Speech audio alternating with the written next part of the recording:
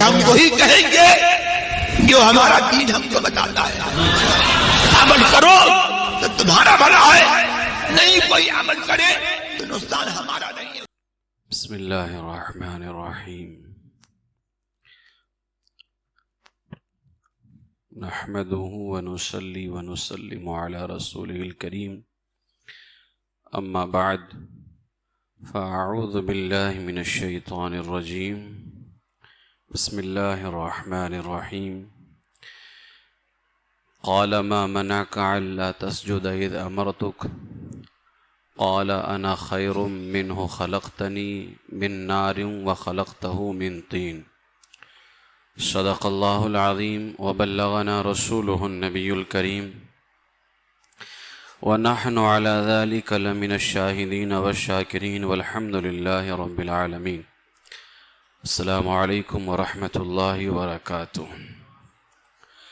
بارگاہ رسالت مآب صلی اللہ علیہ وسلم میں درود پاک کا نذرانہ پیش کر لیں. اللہم صلی علی سیدنا و مولانا محمد وبارک وسلم. صلاۃ و سلام علیک یا رسول اللہ صلی اللہ تعالی علیہ وسلم. سورہ اعراف کی آیت نمبر 12 تلاوت کی ہے. سورہ اعراف میں آیت نمبر 12 سے لے کر کے 18 تک اس میں شیطان کے حوالے سے ذکر کیا گیا ہے. قال ما منعك الا تسجد اذ امرتك قال انا خیر منه خلقتنی من نار وخلقته من طین. فرمایا اللہ نے تجھے کس چیز نے روکا کہ تو نے سجدہ نہ کیا جب میں نے تجھے حکم دیا تھا؟ تو شیطان بولا میں اس سے بہتر ہوں، یعنی آدم سے بہتر ہوں. تو نے مجھے آگ سے بنایا اور اسے مٹی سے بنایا. قال فاہبط منها فما يكون لك ان تتكبر فيها فاخرج انك من الصاغرين.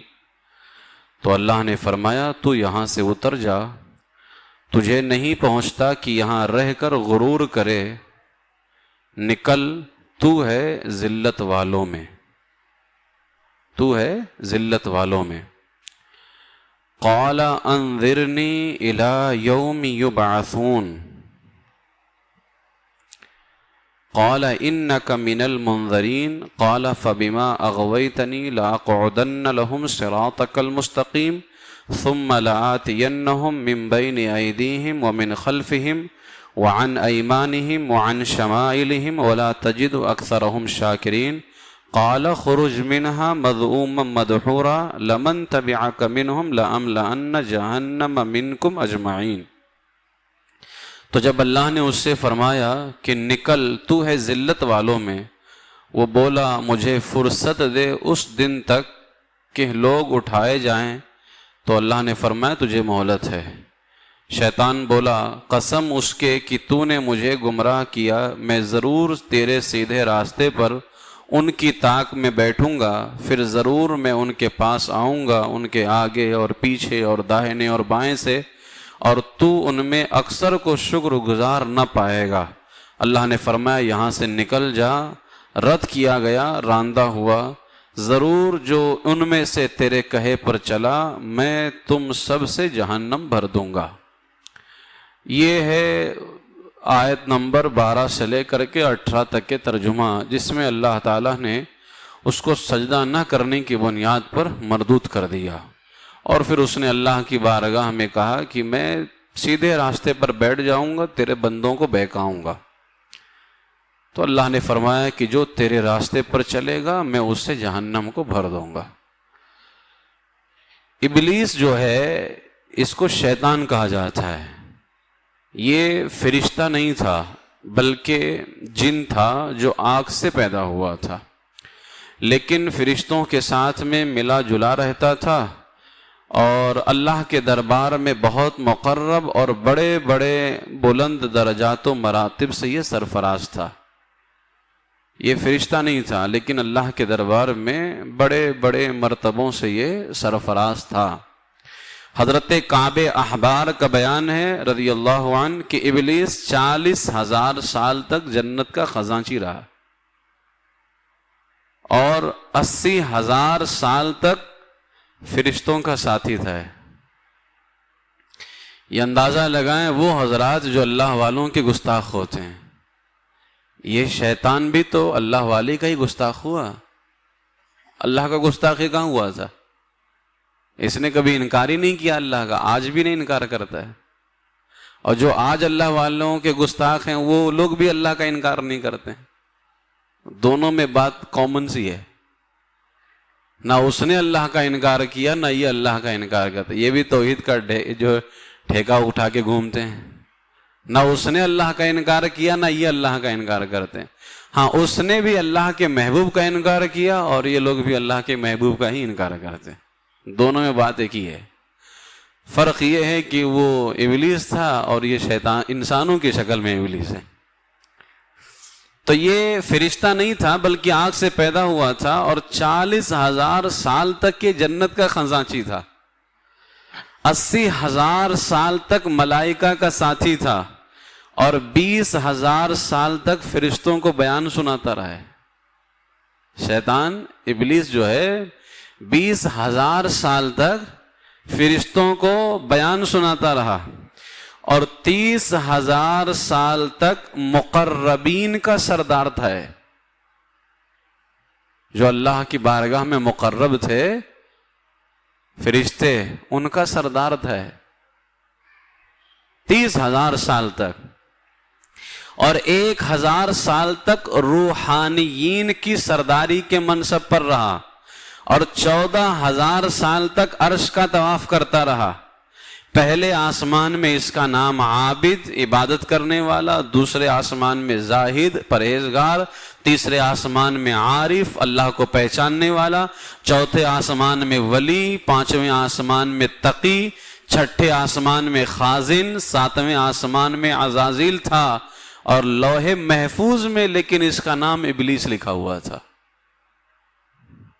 اندازہ لگائیں یہ تھا کیا شیطان، اور یہ حدیث پاک ہے، یہ حضرت کعب احبار رضی اللہ تعالیٰ نے بیان کیا ہے۔ ابلیس نام اس کا لوح محفوظ میں لکھا ہوا تھا اور یہ اپنے انجام سے غافل اور اپنے خاتمے سے باخبر تھا، یعنی یہ جو کچھ تھا یہ اس کو تو اس بات کا علم تھا لیکن یہ کیا ہو جائے گا اس کو پتہ نہیں تھا، اور لوح محفوظ میں جو اس کا نام ابلیس لکھا ہوا تھا یہ اس بات سے بھی غافل تھا کہ میرا نام وہاں ہی لکھا ہوا ہے۔ یہ ہے شیطان کی کہانی کہ ابلیس تھا کیا ہے، کتنے بلند مقام پر تھا، کئی ہزار سال تک فرشتوں کو درس دیتا رہا، مقربین کا سردار رہا اور ہر ایک آسمان پہ اس کے الگ الگ نام رہے، 14,000 سال تک عرش کا طواف کرتا رہا، اتنے بڑے مقام پر اور اتنے بڑے رتبے پر تھا۔ لیکن جب اس نے حضرت آدم علیہ السلام کو سجدہ نہ کیا تو اللہ تبارک و تعالیٰ نے اس کو مردود کر دیا، کچھ کام نہیں آیا، نہ اس کا وہ رتبہ، نہ اس کا وہ مقام، نہ اس کی وہ شان، اس کے کچھ کام نہیں آیا۔ اس سے کیا پتا چلا کہ بندہ اگر اللہ والوں کا گستاخ ہو جائے تو اللہ تبارک و تعالیٰ کو یہ بات پسند نہیں ہے۔ ظاہر ہے یہ سارے رتبے اللہ ہی عطا فرماتا ہے اور تم اسی کے محبوبوں کی شان میں گستاخی کرو تو اللہ تبارک و تعالیٰ کو یہ بات ہرگز پسند نہیں ہے۔ اس واقعے سے اور قرآن پاک کے اندر جو یہ واقعہ بیان کیا گیا بہت ہی عبرتوں اور نصیحتوں والی یہ جو ہے روایت ہے، اس کو اللہ تبارک و تعالیٰ نے کئی مقامات پر سورہ بقرہ میں بھی بیان ہے، سورہ اعراف میں بیان ہے، سورہ بنی اسرائیل میں، سورہ کہف میں، سورہ طٰہٰ، سورہ صاد، یہ تمام صورتوں میں اس واقعے کا بار بار اللہ تبارک و تعالیٰ نے ذکر فرمایا۔ آخر ایک ہی واقعے کا ذکر بار بار قرآن پاک میں متعدد مقامات پر کیوں کیے گئے؟ اس واقعے کے اندر ہمارے لیے بہت ہی اہم سبق پوشیدہ ہے، اس میں ہمارے لیے درس موجود ہے۔ سب سے پہلا اور سب سے بڑا درس تو یہ ملتا ہے کہ کبھی ہرگز ہرگز اپنی عبادتوں اور نیکیوں پر غرور اور گھمنڈ نہیں کرنا چاہیے، اور کسی گنہگار کو اپنی مغفرت سے کبھی مایوس بھی نہیں ہونا چاہیے۔ کوئی بندہ گنہگار ہے تو وہ مایوس نہ ہو کہ بخشا نہیں جائے گا، اسے اپنی مغفرت سے مایوس بھی نہیں ہونا چاہیے، کیونکہ انجام کیا ہوگا، خاتمہ کیسا ہوگا، یہ عام بندوں کو اس کی خبر نہیں ہوتی ہے۔ متقی پرہیزگار لوگ ہیں، وہ گھمنڈ نہ کریں کہ ہم بڑے اچھے ہیں، پتہ نہیں ان کا خاتمہ اچھا نہ ہو، ان کا انجام اچھا نہ ہو۔ اور جو گنہگار ہیں انہیں اپنی مغفرت سے مایوس بھی نہیں ہونا چاہیے کہ میں گنہگار ہوں، میں بخشا جاؤں گا نہیں بخشا جاؤں گا۔ اللہ کی بارگاہ میں دعا کرتا رہے، اللہ اسے مرنے سے پہلے توبہ کی توفیق عطا فرمائے گا تو اس کا انجام اچھا ہوگا۔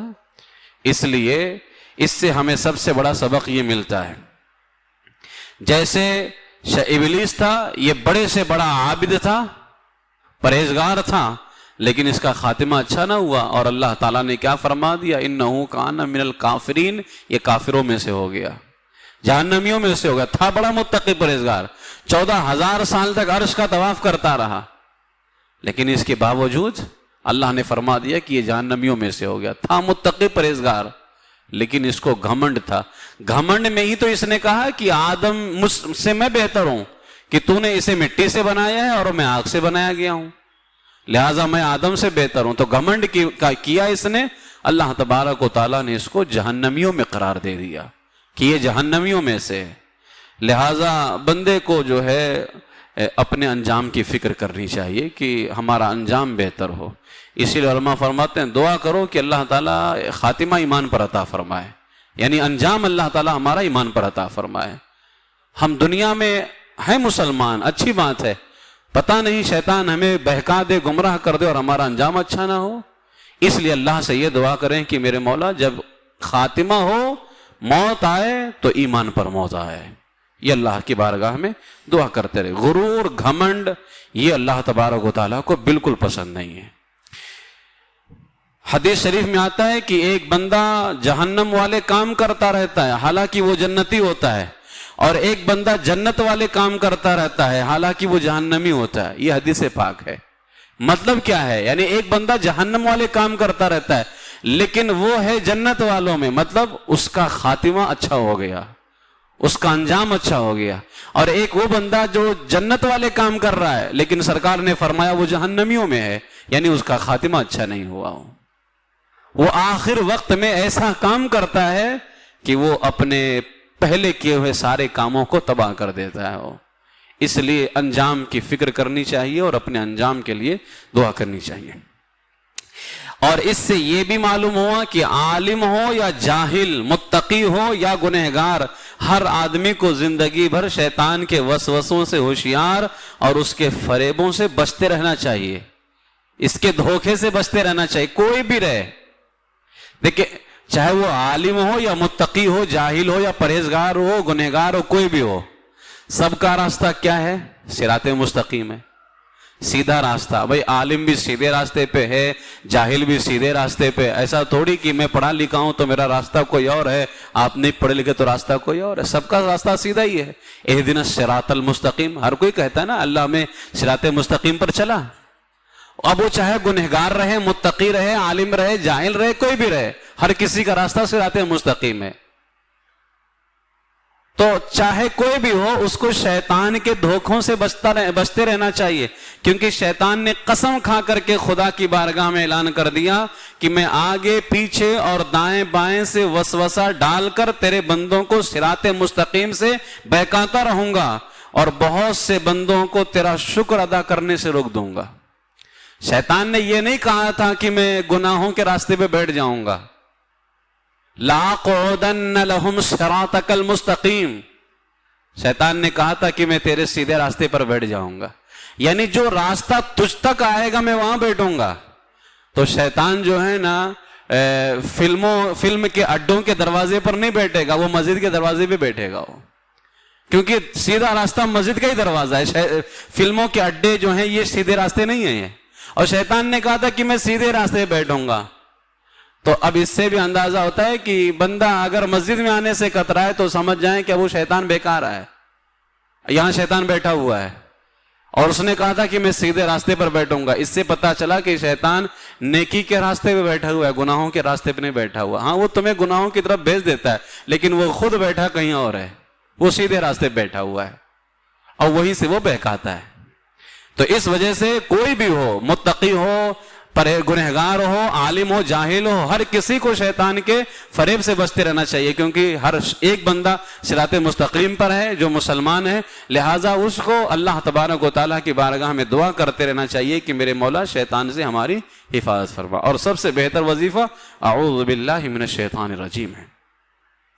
اور اس سے ایک سبق یہ ملتا ہے کہ شیطان نے آگے پیچھے دائیں بائیں 4 جانبوں سے انسانوں پر حملہ آور ہونے اور وسوسہ ڈالنے کا اعلان کیا ہے کہ میں چاروں طرف سے آؤں گا, دائیں بائیں اوپر نیچے, میں چاروں طرف سے آؤں گا. اس سے پتا چلا کہ اوپر اور نیچے ان 2 جانبوں سے شیطان, یعنی شیطان نے قرآن پاک میں جو آیت کریمہ ہے اس میں کیا ذکر آیا ہے, اس بات کا ذکر آیا ہے کہ من بین ایدیہم ومن خلفہم وعن ایمانہم وعن شمائلہم, یعنی آگے پیچھے دائیں اور بائیں, یہ 4 طرف سے شیطان نے حملہ کرنے کا اللہ کی بارگاہ میں قسم کھایا کہ میں تیرے بندوں کو بہکاؤں گا. کہاں سے؟ دائیں سے, بائیں سے, آگے اور پیچھے سے. تو علماء فرماتے اس سے پتا چلا کہ اوپر اور نیچے ان 2 جانبوں سے شیطان انسانوں پر کبھی حملہ آور نہیں ہوگا. نہ اوپر سے ہو سکتا ہے نہ نیچے سے ہو سکتا ہے, کیونکہ اس نے جس طرف سے حملہ کرنے کا اللہ کی بارگاہ میں کہا ہے وہ دائیں بائیں اور آگے پیچھے ہے, اوپر نیچے نہیں ہے. تو علماء فرماتے ہیں اوپر نیچے سے شیطان حملہ کبھی نہیں کر سکتا, نہ اوپر اور نہ نیچے کی جانب سے کوئی وسوسہ ڈال سکتا ہے. لہٰذا اگر کوئی انسان اپنے اوپر یا نیچے کی طرف سے کوئی روشنی یا کوئی بھی حیرت انگیز اور تعجب خیز چیز دیکھے تو اسے سمجھ لینا چاہیے کہ یہ شیطانی کرتب یا ابلیس کا وسوسہ نہیں ہے, بلکہ اس کو خیر سمجھ کر کے اس کی جانب متوجہ ہو اور خداوند قدوس کی طرف سے خیر اور بھلائی کی امید رکھے. یعنی اس طرح کے اگر معاملات آئیں کہ کوئی روشنی یا کوئی حیرت انگیز چیز اگر اوپر سے دیکھے یا نیچے کی طرف سے دیکھے تو وہ شیطانی وسوسہ نہیں ہے, یہ شیطانی خیالات نہیں ہیں, بلکہ یہ اللہ کی طرف سے اس کے لیے بھلائی ہے. لہٰذا اسے قبول کرنا چاہیے اور اس پر عمل کرنا چاہیے. اب یہ آیت کریمہ جو ہے اس کے اندر شیطان کا جو ذکر کیا گیا ہے کہ یہ کئی ہزار سال تک کیا تھا اور ابلیس کیا ہو گیا ہے, اس لیے سب سے عظیم ہمیں اس سے سبق یہ ملتا ہے کہ بندے کو اپنے اندر غرور, گھمنڈ اور فخر یہ سب نہیں پیدا کرنا چاہیے. بندے کے لیے بہتر یہ ہے کہ وہ عاجز رہے, یعنی عاجزی اپنے اندر پیدا کرے. اور حضور سید عالم صلی اللہ علیہ وسلم نے ہمیں یہی تعلیم عطا فرمائی ہے کہ اپنے اندر بندہ عاجزی پیدا کرے. اپنے اندر ظاہر سی بات ہے جو جتنا جو ہے جھک کر کے رہے گا اللہ تعالیٰ اس کو اتنی عزت عطا فرمائے گا. ہاں ہر چیز کا ایک وقت ہوتا ہے, آپ کافروں کے سامنے جھک کر کے نہیں رہیں کیونکہ وہاں پھر اسلام کی تذلیل ہوگی. جب بات کافروں کی ہو تو وہاں مسلمان کو جھکنا نہیں چاہیے, اس لیے کہ اگر وہاں جھکو گے تو اسلام جھکے گا اور کافروں کے آگے اسلام کو جھکایا نہیں جا سکتا ہے. اسی طریقے سے وہ لوگ جنہوں نے سرکار صلی اللہ علیہ وسلم کی شان میں گستاخی کی ہے, وہابیوں دیوبندیوں کی بات آئے تو وہاں سنیوں کو نہیں جھکنا چاہیے, اس لیے کہ وہاں بات جو ہے سرکار صلی اللہ علیہ وسلم کے سچے غلام کی ہے, تو وہاں پر بھی نہیں جھکنا چاہیے. ہاں اپنا سنی ہی ہو, سنی مسلمان ہو تو ایسے کے ساتھ میں بندے کو عاجزی کے ساتھ پیش آنا چاہیے, بہتر انداز میں پیش آنا چاہیے. اور علماء نے فرمایا کہ اپنے آپ کو کم سمجھے گا تو اللہ تبارک و تعالیٰ اس کو بلند کر دے گا, لیکن غیروں کے سامنے ہمیں جھکنے کی کوئی ضرورت نہیں ہے. حضور علیہ السلام نے اسی لیے فرمایا, سرکار نے جہاں آپ نے عاجزی کی ہے, جمال دکھایا ہے اور کرم کیا ہے, وہیں سرکار کا رعب بھی بہت تھا, سرکار کا جلال بھی بہت تھا. حضور فرماتے نصرت بالرعب, اللہ نے میری مدد جلال کے ذریعے سے فرمائی ہے. اور یہاں تک کہ حدیث پاک کا مفہوم ہے کہ حضور فرماتے ہیں کہ کئی میل تک میرے رعب کا جلال ہے, کہ کفار پر میرے رعب کا خوف جو ہے نا, میرے رعب کا, میرے جلال کا جو خوف ہے کئی میل تک وہ جو ہے کافروں پر پڑتا ہو. اس لیے اعلیٰ فرماتے نا، اے رضا ہر کام کا ایک وقت ہے، دل کو بھی آرام ہو ہی جائے گا. اس لیے نہ نرمی ہو پوری نہ سختی ہو پوری، نرمی ہو اور سختی بھی ہو. یہ دونوں جو ہے مومنوں کی پہچان ہے. نرمی اپنی جگہ پر ہو، سختی اپنی جگہ پر ہو. قرآن میں اللہ نے حضور کے غلاموں کی یہ دو شان بیان کی ہے. محمد الرسول اللہ والذین معہ، محمد اللہ کے رسول ہیں اور جو ان کے غلام ہیں، ان کے ساتھی ہیں.